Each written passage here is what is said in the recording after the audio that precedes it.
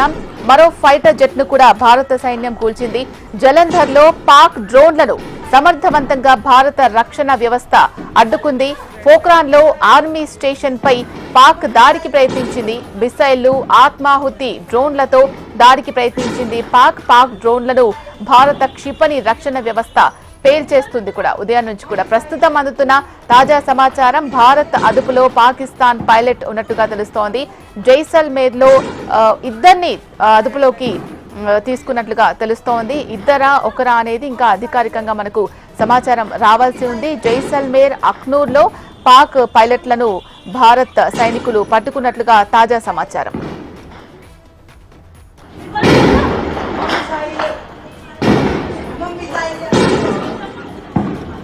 Red light दिख रही है मम्मी साइड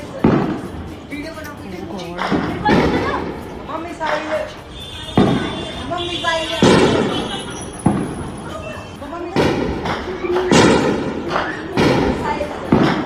वीडियो बनाऊंगी mummy side red light mummy side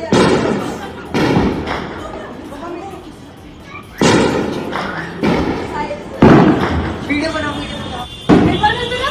mummy side mummy side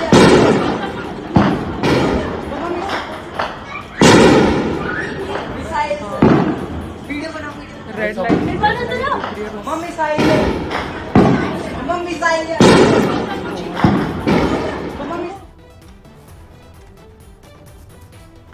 Bharat Pak మధ్య ఉద్రిక్త పరిస్థితులు కొనసాగుతూ ఉన్నాయి. ప్రధాని మోడీ అత్యవసర సమావేశాన్ని ఏర్పాటు చేశారు. ప్రధానితో అజిత్ దోవల్ భేటీ కొనసాగుతోంది. తాజా పరిణామాలపై చర్చ జరుగుతున్నట్టుగా తెలుస్తోంది. పాక్ సైనిక చర్యలను మోడీకి వివరిస్తున్నారు దోవల్. పాక్ దాడులపై ఎప్పటికప్పుడు ప్రధాని కూడా ఆరా తీస్తున్నారు.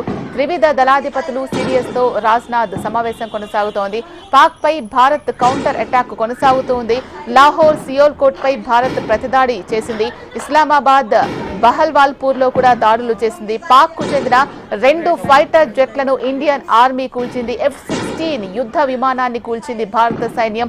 ఎంతో ప్రతిష్టాత్మకమైన F-16 మా దగ్గర ఉంది అని పాక్ ఎప్పుడు గొప్పగా చెప్పుకునే అటువంటి యుద్ధ విమానాన్ని భారత సైన్యం కూల్చడం పట్ల భారత పౌరులందరూ కూడా సంతోషాన్ని వ్యక్తం చేస్తున్నారు. ఇదొక మంచి విజయమని అభిప్రాయాన్ని వ్యక్తం చేస్తున్నారు.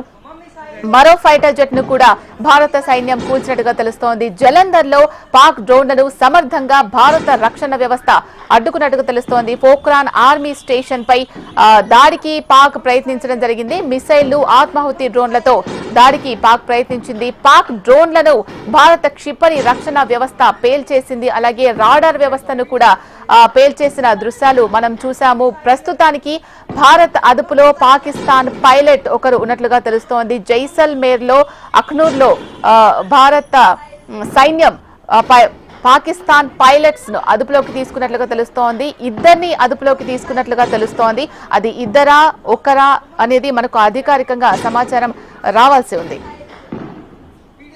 రైట్, దీనికి సంబంధించి తాజా అప్డేట్స్ అందించడానికి మా ఢిల్లీ ప్రతినిధి రామకృష్ణ లైవ్ లో సిద్ధంగా ఉన్నారు. రామకృష్ణ, చెప్పండి, ప్రస్తుతం తాజా సమాచారం మనకు అందుతున్న ప్రకారం జైసల్మేర్ లో 2 పాకిస్తాన్ పైలట్స్ ను భారత సైన్యం అదుపులోకి తీసుకున్నట్లుగా తెలుస్తోంది.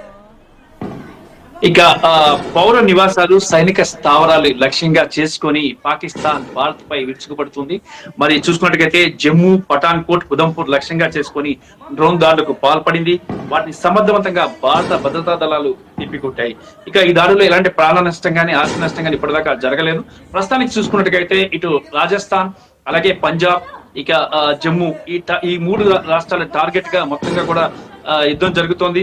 మరి ఇప్పటికే భారత వాయుసేన ఇప్పటికే 9 నగరాలు, పాకిస్తాన్ లోని 9 నగరాలని ధ్వంసం చేశాయి డ్రోన్స్ తో.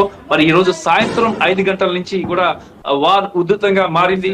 మరి దాదాపుగా ముఖ్యంగా చూసుకున్నట్టుగైతే అక్కడ ఉగ్రవాదులను టార్గెట్ గా చేసుకొని భారత్ పాకిస్తాన్ లోని ప్రాంతాలని మట్టుబెడుతుంది. కానీ అయితే ఇక్కడ పాకిస్తాన్ మాత్రం భారత పౌరులని టార్గెట్ గా చేసుకొని సైనిక స్థావరాలని అలాగే పౌర నివాసాలని టార్గెట్ గా చేసుకుంది. ఇప్పటిదాకా కూడా చూసుకున్నట్టుగైతే ఉదయం నుంచి చూసుకుంటే దాదాపు 6 పౌరులు చనిపోయారు, అమాయకులైన పౌరుల్ని మొట్టబెట్టింది. మరి దీనికి నిరసనగా దీనికి తగిన బుద్ధి చెప్పాలని చెప్పేసి దాదాపు 9 నగరాల్లో డ్రోన్ తో దాడి చేయడం జరిగింది. రావల్పిండిలోని క్రికెట్ స్టేడియం ని పేల్చేశారు భారత సైనిక దళం. అలాగే ఇటు ఇస్లామాబాద్ అలాగే రావల్పిండి కరాచీ ప్రాంతాలు కూడా టార్గెట్ లో ఉన్నాయి. ప్రస్తుతానికి తాజాగా అందుతున్న సమాచారం ప్రకారం చూసుకున్నట్టుగైతే అరేబియా సముద్రంలో రెడీగా ఉంది భారత నౌక. అటు పాకిస్తాన్ లోని 3 కరాచీని పేల్చేయడానికి, కరాచీతో పాటు ఇస్లామాబాద్ కొన్ని ప్రాంతాలని టార్గెట్ గా చేసుకుంది. అయితే ఇక్కడ పరిస్థితి చూసుకున్నట్టుగైతే పాక్ లో బుద్ధి రాలేదు ఎంతసేపటికి కూడా. అంటే కొంతమంది ఉగ్రవాదులు ఎవరైతే దాడికి పాల్పడ్డారో ఆ ఉగ్రవాదులను మట్టుబెట్టడానికి భారత ప్రయత్నం చేస్తుంటే పాకిస్తాన్ మాత్రం భారత పౌరుల్ని టార్గెట్ గా చేసుకొని చేస్తుంది. ఉగ్రవాదులతో కలిసికట్టుగా చేస్తుంది. అంతర్జాతీయ సమాజం చూస్తుంది, ఉగ్రవాదులకి నివాళులు అర్పిస్తుంది పాకిస్తాన్ సైన్యం. ఇది పక్కగా ప్లాన్డ్ గా పాకిస్తాన్ ఉగ్రవాదాన్ని పెంచి పోషిస్తుంది. ఈ రోజు ప్రధానమంత్రి ఇక ఇంకొక విషయం చూసుకున్నట్టుగైతే జమ్మూకి ముప్పు తప్పినట్టు తెలుస్తుంది. పాక్ ప్రయోగించిన డ్రోన్లు ప్రాజెక్టైల్స్ భారత్ సమర్థవంతంగా తిప్పికొట్టింది. ఎయిర్పోర్ట్ జమ్మూ ఎయిర్పోర్ట్ ని టార్గెట్ గా చేసుకుని డ్రోన్లతో దాడి చేయాలని పాకిస్తాన్ ప్రయత్నం చేస్తున్న నేపథ్యంలో ఇక్కడ వీటిని కూడా తిప్పికొట్టింది. అలాగే సురక్షితంగా ప్రస్తుతం అయితే ఉన్నట్టు సమాచారం అవుతుంది. మరోవైపు రాజస్థాన్ లోని జైసల్మేర్ లో భారత సైన్యం కౌంటర్ ఫైరింగ్ ని సమర్థవంతంగా చేపట్టింది. ఒక F-16 ఒక ఫైటర్ జెట్ ను కూల్చేసింది భారత్. అందులోంచి ఒక పైలట్ భారతదేశ సైన్యానికి దొరికారు. ఆయన్ని సేఫ్ గా జైసల్మేర్ లో కస్టడీలోకి తీసుకున్నారు. అతనికి ఎలాంటి ప్రమాదం జరగలేదు. మరి ఆ పైలట్ సేఫ్ గా ఉన్నట్లు సమాచారం అయితే అందుతోంది. సైన్యం ఆధీనంలో ఉన్నాడు. ఫైటర్ జెట్ ను F-16 అమెరికా నుంచి పాకిస్తాన్ కొనుగోలు చేసినటువంటి F-16 కుప్ప కూలిపోయింది. దాదాపుగా ఇక్కడ చూసుకున్నట్టుగైతే పరిస్థితి బోర్డర్ లో చాలా ఉద్రిక్తంగా ఉంది. సైనిక ఏవైతే ఈ విమానాలు ఉన్నాయో అన్ని కూడా పాకిస్తాన్ లోని 9 నగరాలని ధ్వంసం చేస్తున్నాయి. ప్రస్తుతం అయితే పరిస్థితి ఇక్కడ ఢిల్లీలో కూడా చూసుకుంటే కొంత ఆందోళనగానే ఉంది. ప్రజలంతా అప్రమత్తంగా ఉన్నారు. ఇక్కడ తెలుగు ప్రజలు కూడా సేఫ్ గా ఉన్నారు. అయితే ఇక్కడ ఢిల్లీ దాకా వచ్చే అవకాశాలు ఉన్నాయా అనే అంశం కూడా పరిశీలన జరుగుతుంది. ఎలాంటి పరిస్థితులు ఉత్పన్నమైనా వాటిని తట్టుకొని ఉండే విధంగా రాడార్ వ్యవస్థని రూపొందించారు. ఇక్కడ దాకా రాకుండా ఎక్కడికక్కడ రాడార్ వ్యవస్థని ఏర్పాటు చేశారు. మరి ప్రస్తుతానికైతే రాజస్థాన్ అలాగే అమృతసర్, ముఖ్యంగా అమృతసర్ లో గోల్డెన్ టెంపుల్ టార్గెట్ గా చేసి ఒక మిసైల్ ను వెళ్తే దాన్ని గాల్లోనే పేల్చేయడం జరిగింది భారత ఆర్మీ.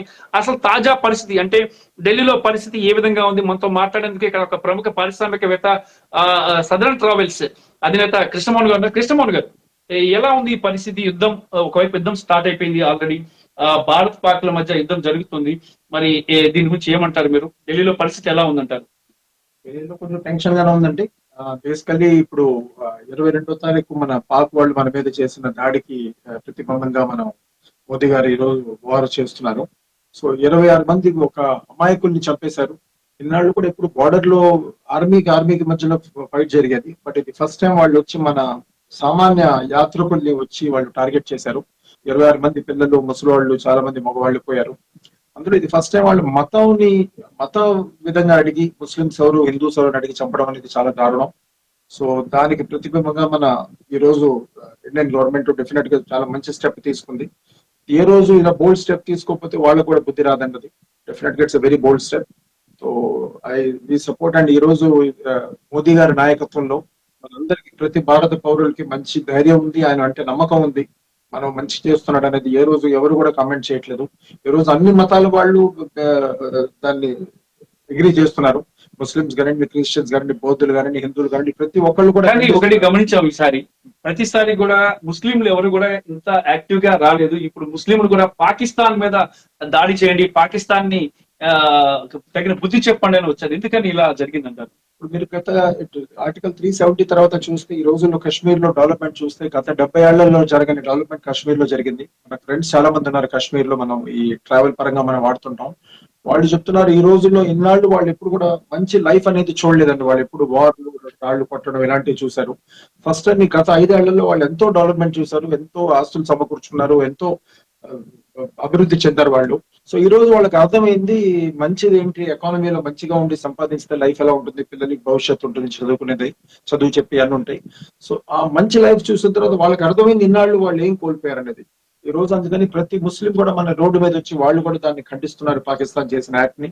చాలా మంచి పని అండి. డెఫినెట్ గా ఈ రోజు మోదీ గారి ఆధ్వర్యంలో మోదీ గారు, అజిత్ డోవల్ గారు, మన రాజ్నాథ్ సింగ్ గారు కానివ్వండి, వీళ్ళందరూ కూడా చాలా బ్రహ్మాండంగా చేస్తున్నారు. ఈ రోజు ఆయన మీద మంచి నమ్మకం ఉంది. అండ్ ఈ రోజు ఏంటంటే ప్రతి సామాన్య మానవుడు కూడా రక్తం ఉడిగిపోతుంది పాక్ చేస్తారు అన్యాయానికి. సో ప్రతి ఒక్కళ్ళు కూడా ఈ యాక్ట్ ని సమర్థిస్తున్నారు. సో డెఫినెట్ గా ఈ రోజు మనం ఆయన హ్యాండ్స్ లో మనం చాలా సురక్షితంగా ఉన్నాం అండ్ మనమే విజయం సాధిస్తాం డెఫినెట్ గా. ఇప్పుడు మనకి లేటెస్ట్ తెలిసిన న్యూస్ ప్రకారం మనకి ఇప్పుడు కరాచీ కానీ లాహోర్ లో కానీ మన వాళ్ళు దాడి చేశారు. సో డెఫినెట్ గా ఈ రోజు మనం వీఆర్ సూపర్ పవర్ అండి. మనం ఏంటంటే ఎన్నాళ్ళు ఇప్పుడు ఆదుకోవడం తప్పితే ఎదురెళ్ళి ఫైట్ చేసే నేచర్ మంది కాదు. వాళ్ళే మనని ప్రొవోక్ చేశారు. వాళ్ళు 26 మంది సామాన్య మానవుల్ని చంపి. సో దానికి ప్రతిబింబంగా మనం వెళ్ళి ఈ రోజు ఫైట్ చేయడం అనేది చాలా మంచి పని చేస్తున్నాం మనం. అది వాళ్ళకి ఈసారి బుద్ధి చెప్తే అట్లీస్ట్ ఫ్యూచర్ లో ఉన్న వాళ్ళు కొంచెం యాక్షన్ లేకుండా కూడా దానికి అడ్డు చేయాలన్నా కూడా ఈ రోజు ఈ యాక్షన్ చాలా ముఖ్యం ఉంది మనకి. ఇక అయితే ఢిల్లీలో పరిస్థితి ఎలా ఉంది సార్? వారి మీద ఎలా అనుకుంటున్నారు చుట్టుపక్కల కానీ మొత్తం అందరూ కూడా? ప్రస్తుతం ఉన్న పరిస్థితి అంటే ఢిల్లీ దాకా ఏవి లేదండి. బట్ జనరల్ గా వార్ న్యూస్ చూసి అందరూ కొంచెం టెన్షన్ పడుతున్నారు. డెఫినెట్ గా ఢిల్లీ బీయింగ్ ఏ క్యాపిటల్ అంతా వెల్ సెక్యూర్డ్ అండి. ఢిల్లీలో ఇష్యూ ఉండకపోవచ్చు. ఓన్లీ బార్డర్ ఏరియాలో ఉంది. ఇప్పుడు రాజస్థాన్ కానీ, గుజరాత్ కానీ, మనకి జేఎన్కేలో జమ్మూ కానివ్వండి, శ్రీనగర్ లో కానీ ఆ ఏరియాలో ఉంది.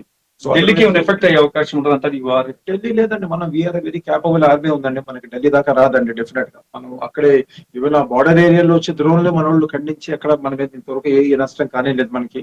రాత్రి వాళ్ళు ట్రై చేసిన అమృత్సర్ లో మన గోల్డెన్ టెంపుల్ మీద ట్రై చేసింది కూడా మనం దాన్ని ఆపాం. సో ఢిల్లీ దాకా రాదండి. Our radar system is very strong. మనకున్న ఆర్మీ మీద మంచి నమ్మకం ఉంది. అలాంటి ఇష్యూస్ ఏ ఉంటాయి. Okay sir. ఇక తాజా పరిస్థితిపై ప్రధానమంత్రి నరేంద్ర మోడీ జాతీయ భద్రతా సలహాదారుడు అజిత్ దోవల్ తో సమావేశమైన. ప్రస్తుతానికి ప్రధానమంత్రి నివాసం 7 రేస్ కోర్స్ రోడ్ లోక కళ్యాణ్ మార్గ్ లో సమావేశం జరుగుతుంది. వేడిగా ఉంది.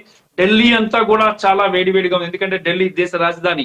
మరి దేశ రాజధానిలో మొత్తం ఇక్కడ సౌత్ బ్లాక్, నార్త్ బ్లాక్, మొత్తం పార్లమెంట్ అంతా ఇక్కడ ఉంది. మొత్తం సమస్త త్రివిధ దళాల అధిపతులు కూడా ఇక్కడే ఉన్నారు. మరి ఇక్కడి నుంచే మొత్తంగా కూడా కంట్రోల్ అవుతుంది ఇండియా మొత్తం కూడా. ప్రస్తుతానికైతే ప్రధానమంత్రి నివాసంలో చాలా కీలక సమావేశం జరుగుతుంది. కేంద్ర రక్షణ మంత్రి రాజ్నాథ్ సింగ్, హోంశాఖ మంత్రి అమిత్ షా, అలాగే జాతీయ భద్రతా సలహాదారుడు అజిత్ దోవల్, త్రివిధ దళాల అధిపతులు కూడా ఉన్నారు. బోర్డర్ లో జరుగుతున్న తాజా పరిస్థితిని ఎప్పటికప్పుడు ప్రధానమంత్రి సమీక్షిస్తున్నారు. తాజాగా ఉత్తర్వులు ఇస్తున్నారు. అక్కడ పరిస్థితిని తెలుసుకుంటున్నారు. ప్రస్తుతానికి పాక్ దాడుల నేపథ్యంలో భారత ఆర్మీ ప్రతి దాడులు కూడా ప్రారంభించింది. పాకిస్తాన్ రాజధాని ఇస్లామాబాద్ తో సహా 9 నగరాలపై డ్రోన్లతో భారత్ విరుచుకుపడింది. పాక్ పంజాబ్ లోని ఎయిర్ బోర్నింగ్, వార్నింగ్, అలాగే కంట్రోల్ సిస్టమ్ కూడా భారత్ ధ్వంసం చేసింది. ప్రధానంగా అక్కడ రాడార్ సిస్టమ్ ని ధ్వంసం చేసింది. దీంతో పాక్ కి అగమ్య గోచరంగా మారిపోయింది. అక్కడ ఏ మిసైల్ ఎటు వెళ్తుందో తెలియడం లేదు. రాడార్ సిస్టమ్ అంతా అస్తవ్యస్తం అయిపోయింది. మరోవైపు S-400 L-70 ZSU అలాగే 323 సికా ఎయిర్ డిఫెన్స్ సిస్టమ్ లను ఇండియా యాక్టివేట్ చేసింది. మన దేశంలో ప్రవేశించే 8 క్షిపణులను, 3 ఫైటర్ జెట్లను, భారీ డ్రోన్లను కూడా కూల్చివేసింది భారత సైన్యం. సమర్థవంతంగా కూల్చివేసేసింది. ఇది నిజంగా పాకిస్తాన్ కి చాలా పెద్ద చావు దెబ్బ అని చెప్పాలి. ఇక చూసుకున్నట్లయితే ఎలాంటి ప్రాణ నష్టం అయితే భారత్ లో జరగలేదు. ప్రస్తుతానికి కొద్దిసేపటి క్రితమే భారత పాకిస్తాన్ ఉద్రిక్తల నడుమ పాక్ ప్రధాని షరీఫ్ కు US secretary Marco Rubio phone call చేశారు. ఉద్రిక్తత తగ్గించాలని చెప్పేసి పాక్ కి హితవు పలికారు. అమెరికా చెప్తుంది మొదటి నుంచి కూడా పాకిస్తాన్ సంయమనం పాటించాలని చెప్పేసి. మరి ఇరు దేశాల మధ్య చర్చలకు మద్దతు ఇస్తామని తెలిపారు. ఆపరేషన్ సింధూర్ తర్వాత ప్రతి దాడులు చేయొద్దని ఇప్పటికే పాకిస్తాన్ కి హెచ్చరించారు. ఆపరేషన్ సింధూర్ ఎందుకు చేశారంటే మరి పహల్గామ్ దాడులకు ప్రతీకారంగా ఉగ్రవాదులను మట్టుబట్టేందుకు ఆపరేషన్ సింధూర్ చేస్తే, ఆపరేషన్ సింధూర్ జరిగిందని చెప్పేసి భారతదేశంలోని సామాన్య పౌరులను పొట్టన పెట్టుకున్న సరిహద్దు గ్రామాలని ఫిరంగులతో పేల్చేశారు. అక్కడ చాలా మంది చనిపోయారు. దాంతో పాటు ఎల్ఓసిలో కంటిన్యూస్ గా గత 9 రోజుల నుంచి కంటిన్యూస్ గా ఇక కాల్పులు జరుగుతూనే ఉన్నాయి. మరి శత్రు దేశం పాకిస్తాన్ కు ఊహించని అతి భారీ దెబ్బ తగిలింది. వారి దాడులకు ప్రాణాధారమైన airborne warning and control system ను భారత సైన్యం నాశనం చేసింది. మరోవైపు పాక్ దాడుల్లో ఎలాంటి ప్రాణ నష్టం జరగలేదని చెప్పేసి కూడా భారత్ అయితే ప్రకటించింది. ప్రస్తుత పరిస్థితితో ఇక పాక్ దాడుల నేపథ్యంలో అజిత్ దోవల్ ప్రధానమంత్రికి చాలా కీలకమైన అంశాలని అందిస్తున్నారు. తాజా పరిస్థితులను ఎప్పటికప్పుడు పర్యవేక్షిస్తున్నారు. మరోవైపు త్రివిధ దళాల అధిపతులు సిడిఎస్ తో రక్షణ మంత్రి రాజ్నాథ్ సింగ్ కూడా కీలక సమావేశం నిర్వహిస్తున్నారు. ఇక భారత సాయుధ దళాల ఆపరేషన్ సింధూర్ను ప్రారంభించిన తర్వాత S-14 air defence missile system కూడా భారత్ యాక్టివేట్ చేసింది. మరి భారత వాయుసేనలో శక్తివంతమైనటువంటి ఆయుధంగా ఉన్న S-1400 మిసైల్ సిస్టమ్ ఎలాంటి వైమానిక దాడి జరిగినా కూడా వాటిని సమర్థవంతంగా ఎదుర్కోగలుగుతుంది ఈ S-400. సో ప్రస్తుతానికైతే మాత్రం ఇక పాకిస్తాన్ తో అత్యవసర పరిస్థితుల నడుమ BCCI రేపు అత్యవసర సమావేశం కూడా కానుంది. IPL ను రద్దు చేసే యోచనలో ఉన్నట్టు కూడా తెలుస్తుంది. ఆటగాళ్ల భద్రత అంశం కీలకం కానుంది. మరి లండన్ ఆటగాళ్లు కూడా ఇప్పుడు ప్రస్తుతానికి పాకిస్తాన్ లో ఉన్నారు. ఎందుకంటే మ్యాచ్ జరగడానికి కొద్దిసేపటి క్రితమే అక్కడ రావల్పిండిలో క్రికెట్ స్టేడియం మీద డ్రోన్ దాడి జరిగింది. ఈ నేపథ్యంలో అక్కడ మ్యాచ్ కూడా రద్దయింది.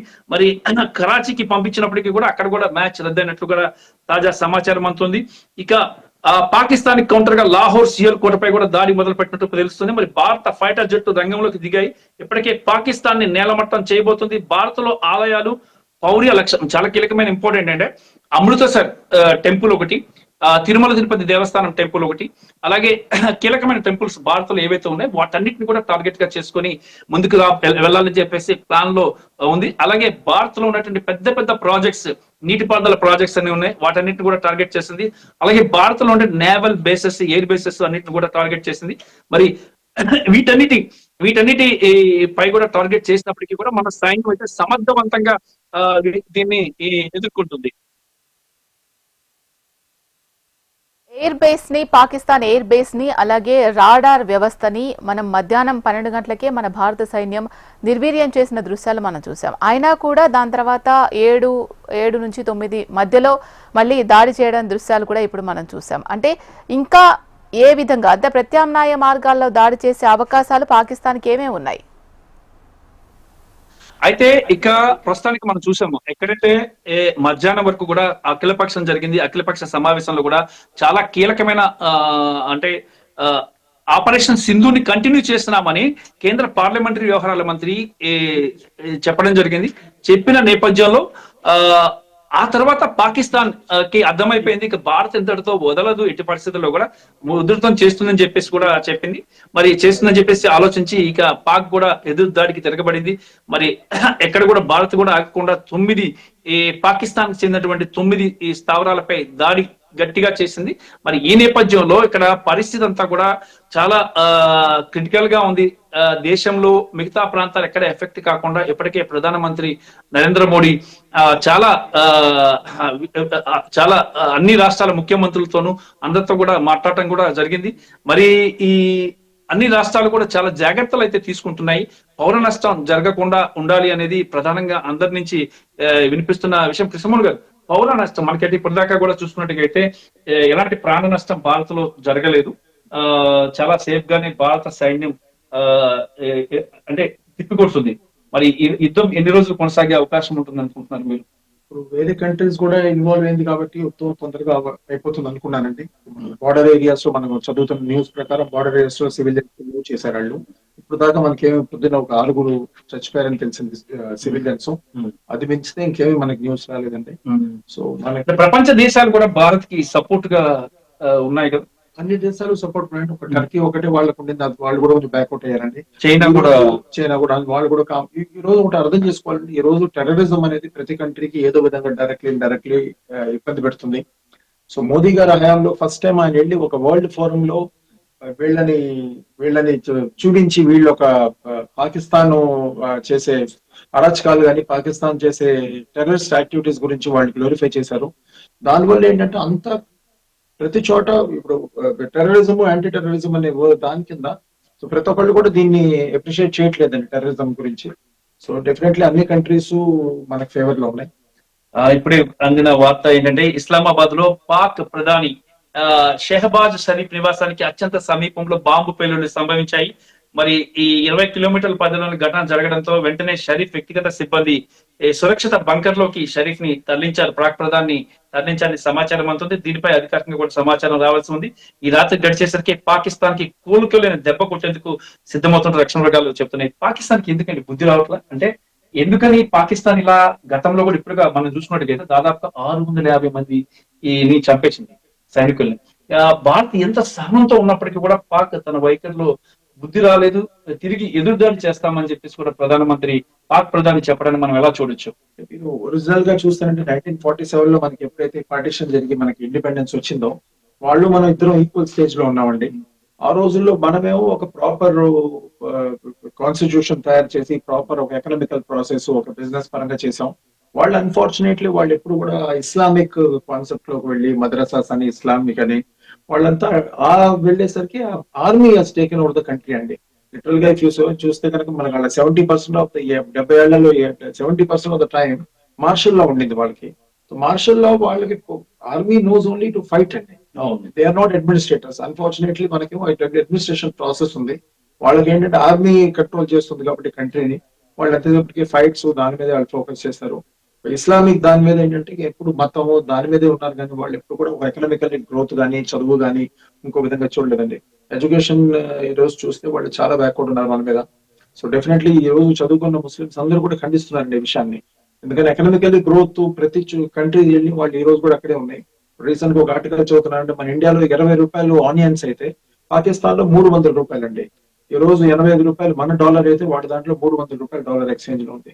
సో అంత ఇన్ఫ్లేషన్ రేట్ లో మరి వాళ్ళు దేవుంది వెరీ బ్యాడ్ షేప్. ఈ రోజు వాళ్ళ అంటే దీని అంతటికి కారణం ఏంటంటే పాకిస్తాన్ అంటే ఇతర IMF నుంచి కానీ వరల్డ్ బ్యాంక్ నుంచి కానీ వస్తున్న డబ్బు కానీ సంక్షేమ కార్యక్రమాలకి వాడకుండా ఆ డబ్బుని టర్న్ చేసి ఉగ్రవాదానికి, అలాగే ఉగ్రవాదులకు ఆయుధాలు సమకూర్చడం, వాళ్ళకి ఆర్థికంగా బెనిఫిట్ చేసేందుకు తరలి వెళ్ళడం కూడా ఒక కారణం అని చెప్పేసి అనిపిస్తుంది. అంటే ఏ రోజైతే మార్షల్ లా ఉందండి, ఏ రోజైతే ఆర్మీ రూల్ చేస్తుందండి, ఆర్మీకి తెలియదండి ఎలా అడ్మినిస్ట్రేషన్ చేయాలో. ఇప్పుడు మీరు చూస్తే ఈ రోజుల్లో మీరు ఎన్నో న్యూస్ లో చదువుతూ ఉంటాం, ప్రతి పాక్ ఆర్మీ చీఫ్ కి టర్మ్ అయిన వెంటనే వాళ్ళు వెళ్ళి వేరే కంట్రీలో లండన్ లో కానీ దుబాయ్ లో కానీ సెటిల్ అవుతారు. వాళ్ళకి ఎన్నో వేల కోట్ల ఆస్తుంది. ఆ కాన్సెప్ట్ మన ఇండియాలో లేదండి. India is very transparent system. So ఈ రోజు కూడా ఎప్పుడు కూడా మనం ఆర్మీ చీఫ్లు మన ఇండియా వదిలేసి వేరే చోట సెటిల్ అయిన ఇప్పుడు వెళ్ళలేదండి. వాళ్ళు రిటైర్ అయ్యే రోజు కూడా చాలా న్యాయంగా వాళ్ళు సంపాదించుకున్న డబ్బుతో సింపుల్ లివింగ్ బతుకుతారు. సో అక్కడ అన్ఫార్చునేట్లీ వీరు తెచ్చిన IMF లోన్స్ కానీ వరల్డ్ బ్యాంక్ లోన్స్ అన్ని కూడా మిస్యూజ్ అయ్యి వాళ్ళు ఆర్మీ వాళ్ళు పంచుకున్నారు. లేకపోతేనేమో ఉగ్రవాదులకి పోషించడం, కాశ్మీర్ పేరుతో డబ్బులు వేస్ట్ చేయడం తప్పితే ఎకనామిక్ గ్రోత్ లేదండి. ఈ రోజుల్లో పాకిస్తాన్ లో ఏమి ఇండస్ట్రీస్ లేవండి. పాకిస్తాన్ లో గ్రోత్ లేదు. ఇన్ఫ్లేషన్ రేట్ మీరు $300 అంటేనే అర్థం చేసుకోవచ్చు వాళ్ళ పరిస్థితి ఎలా ఉందో. ఇలాంటి పరిస్థితుల్లో కూడా వాళ్ళ ప్రజల్ని అక్కడ ఉన్న ఎకానమీని చూసుకోకుండా వాళ్ళు ఈ రోజు కూడా ఉగ్రవాదం చేస్తున్నారు, ఫ్యాక్టరీలు చేస్తున్నారు. ఉగ్రవాదులకి ఈ రోజు మనం చూసాం ఒకటి ఏంటంటే ఉగ్రవాదులకి సెల్యూట్ చేస్తున్నారు. వాళ్ళ డెడ్ బాడీస్ కి వెహికల్ వెళ్తుంటే సెల్యూట్ చేస్తూ ఉగ్రవాదం అంటే దీన్ని బట్టి ఏమర్థమవుతుంది, ఉగ్రవాదాన్ని పెంచి పోషిస్తుంది. ఉగ్రవాదానికి తన్నుగా పాకిస్తాన్ ఉంది. అంతర్జాతీయ సమాజానికి కూడా తెలిసిపోయింది ఇప్పుడు. ఇప్పుడు మీరు అంటే ఒకటి గమనిస్తానంటే ఇప్పుడు వరల్డ్ మొత్తం మీద మోదీ గారు వచ్చిన తర్వాత పాకిస్తాన్ ఐసోలేట్ చేస్తారండి. పాకిస్తాన్ ఏ రోజైతే వాళ్ళ గురించి వెళ్ళి ఇప్పుడు మీరు UN లో కానీ ఇంకో చోట కానీ వాళ్ళ గురించి చెప్తే ఫస్ట్ ఇండియా పాకిస్తాన్ ఒకే విధంగా ఆలోచించేవాళ్ళు 15 ఏళ్ల క్రితం చూస్తే, 10 ఏళ్ల క్రితం చూస్తే. ఇప్పుడు మోదీ గారు వచ్చిన తర్వాత డిస్క్రిమినేట్ చేశారు. ఇండియా ఏంటి, పాకిస్తాన్ అంటే అది మొత్తం వరల్డ్ ఈ రోజు ముందుకు వచ్చి వాళ్ళు డెఫినెట్ గా వాళ్ళని ఖండిస్తున్నారు వాళ్ళకి. సో ఎకానమీ వాళ్ళకి బాగాలేదు డెఫినెట్ గా. ఈ రోజు ఏ కంట్రీ కూడా వాళ్ళని సపోర్ట్ చేయట్లేదు వాళ్ళని. సో దానికి ఒకటే కారణం ఏంటంటే వాళ్ళ ఫ్యాక్ట్ ఏంటనేది తెలిసిందండి. ఇన్నాళ్ళు తెలిసేది కాదు. ఇప్పుడు మోదీ గారి హయాంలో అట్లీస్ట్ ఆయన వచ్చి ప్రతి చోట వీళ్ళు ఉగ్రవాది చేస్తున్నారండి. ఇప్పుడు ఈ రోజుల్లో చూస్తే చాలా కంట్రీస్ లో ఉగ్రవాదం ఉందండి. అన్ని చోట్ల చూస్తే ఇలాంటి వాళ్ళు పాకిస్తాన్ లాంటి వాళ్ళు వెళ్ళి చేరుకుంటున్నారు. సో ప్రతి కంట్రీ కూడా ఇబ్బంది పడిన వాళ్ళందరూ కూడా దాన్ని ఖండిస్తున్నారు వాళ్ళు. ఈ రోజు పాకిస్తాన్ ఎకానమీ అస్తవ్యస్తంగా కావాలంటే ఉగ్రవాదమే, వాళ్ళు పెంచి పోషిస్తున్న ఉగ్రవాదమే వాళ్ళకి శాపంగా మారింది. అంతే కదా చెప్పినట్టుగా UN మన వరల్డ్ బ్యాంక్ కానీ IMF వచ్చే డబ్బుల్ని అదే మీరు పబ్లిక్ కి వాడుంటే ఈ రోజు వాళ్ళు ఎకనామికల్ గా ఉండేవాళ్ళు. సో ఈ రోజు ఆ డబ్బంతా కూడా ఉగ్రవాదానికి ఖర్చు పెడుతున్నారు. ఈ రోజు కూడా ప్రైమ్ మినిస్టర్ నరేంద్ర మోడీ ఈ రోజు వరల్డ్ బ్యాంక్ అధ్యక్షుడితో సమావేశమయ్యారు. ఆ సమావేశంలో కూడా పాకిస్తాన్ కి నిధులు ఆపేయండి, ఇది డబ్బంతా ఉగ్రవాదం వైపు తరలి వెళ్తుందని చెప్పేసి కూడా చెప్పడం జరిగింది. ఇంకొక విషయం ఏంటంటే బంగ్లాదేశ్ లో ఎలాగ అంతర్యుద్ధం వచ్చిందో అదే తరహాలో ఇక్కడ అంతర్యుద్ధం వస్తుందని చెప్పేసి కూడా ఛాన్సెస్ ఉన్నాయి. ఆ రకంగా ఇప్పుడు పాకిస్తాన్ కూడా 3 ముక్కలు అవుతాయని ఇప్పటి నుంచో ప్రిడిక్షన్ ఉందండి. డెఫినెట్ గా వాళ్ళు చేసేది వాళ్ళ కాళ్ళ మీద వాళ్ళు కొట్టుకున్నారు. ఈ రోజుల్లో ఇదే దెబ్బతో నేను అనుకోవడం అది 3 ముక్కలుగా పోతుందండి. ఆల్రెడీ బలూచిస్తాన్ లో సివిల్ వార్ మొదలైంది. వాళ్ళు అగెన్స్ట్ అయిపోయారు. వాళ్ళ ఆర్మీ స్ట్రాంగ్ అయిపోయారు. అదేవిధంగా వాళ్ళు కూడా ఈ రోజు 15 మంది పాక్ ఆర్మీని కాల్చి ఆర్మీ వెహికల్స్ కూడా పేల్చేశారు. లాస్ట్ 3 days బ్యాక్ కూడా వాళ్ళు ఇండియన్ జెండాలు పట్టుకుని వాళ్ళందరూ ప్రొసెషన్ చేశారు. అలాగే మనకి POK లో చూస్తే POK కూడా మనతోనే ఉంది. వాళ్ళు కూడా యాంటీ అయ్యారు.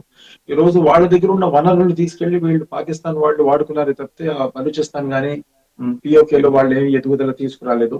సో డెఫినెట్ గా ఈ రోజు పబ్లిక్ లో కూడా సివిల్ వార్ వచ్చిందని మనం యూట్యూబ్ ఛానల్స్ అవి చూస్తుంటే సామాన్య మానవుడు కూడా వచ్చి ఇంతకుముందు సామాన్య వాళ్ళు అందరూ కూడా ఇండియన్ గురించి వ్యతిరేకంగా మాట్లాడుతున్నారు. ఈ రోజు సోషల్ మీడియా వచ్చిన తర్వాత అందరికీ నిజం ఏంటనేది తెలిసింది.